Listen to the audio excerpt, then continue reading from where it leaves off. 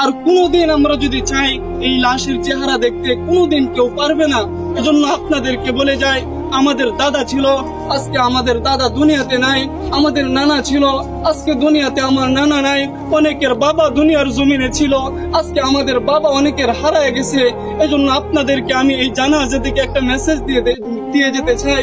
যারা আজকে মনে করতেছেন যে দুনিয়ায় আমার জন্য আসল, এ দুনিয়ায় আমার, আল্লাহ তাআলা বলতেছেন আমাল হায়াতুদ দুনিয়া ইল্লা মাতাউল গুরুর, যে দুনিয়াটা হচ্ছে একটা ধোঁকা, এ দুনিয়ার সবকিছুই ধ্বংস হয়ে যাবে।